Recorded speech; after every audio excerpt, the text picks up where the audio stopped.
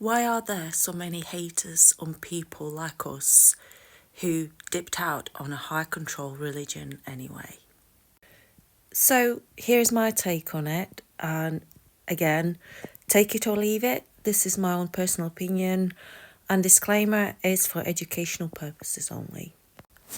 So perhaps it could be just internet trolls, quite possible. But to me, a troll or anyone who comments on our content who is an active Jehovah's Witness or involved with Jehovah's Witnesses who defends the organisation, which is their right to do so, they can do it, absolutely. To me, it only speaks of one thing. They are triggered. Why are they triggered? Because they are in cognitive dissonance.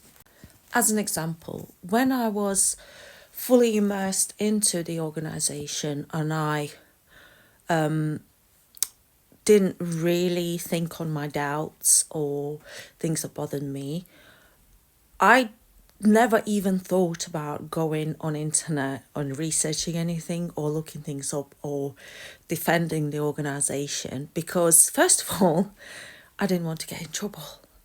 Because if I got found out that I'm watching this content or reading the content or commenting on the content that Apostates put out, I would be in very big trouble with the elders. So no, I wouldn't have even dared to do so. The only time I would actually look things up was when my doubts took over so much that I could not stop thinking about it and nothing that I did would make them go away. So as a protective measure, I would look things up to try and see whether I could prove to myself that what these people were saying wasn't true.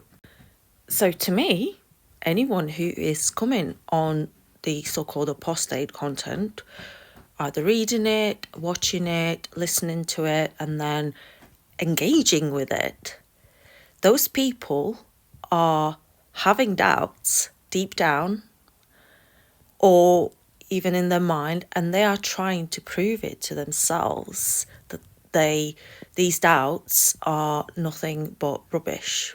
So of course, the way they deal with it is by jumping to the defense of the organisation and thinking that way they are going to quiet their conscience and feel better about themselves. And look, Jehovah must see how I defend him.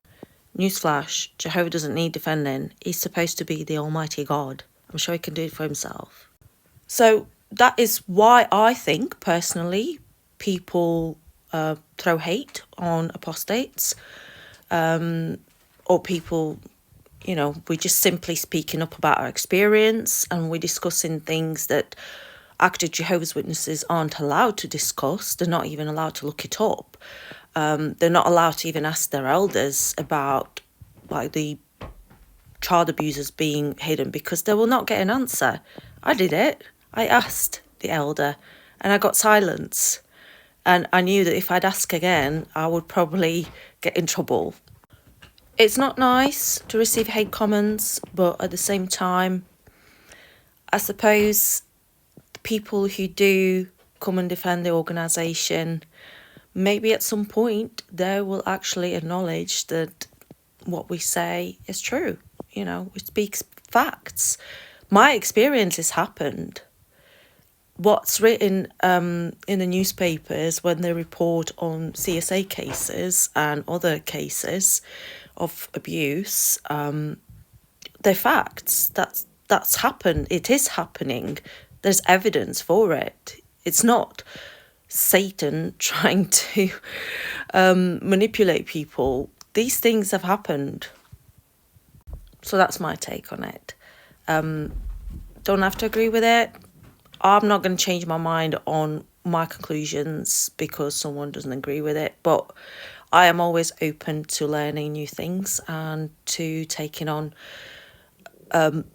new evidence, and that's the beauty about not being controlled by an organisation, a cult or religion, is that you get to make up your own mind. instead of somebody telling you what you should or shouldn't think, and be free. And I think every human being has the right to be free, because why should somebody else be governing your life, your thoughts, micromanaging everything? It's abuse.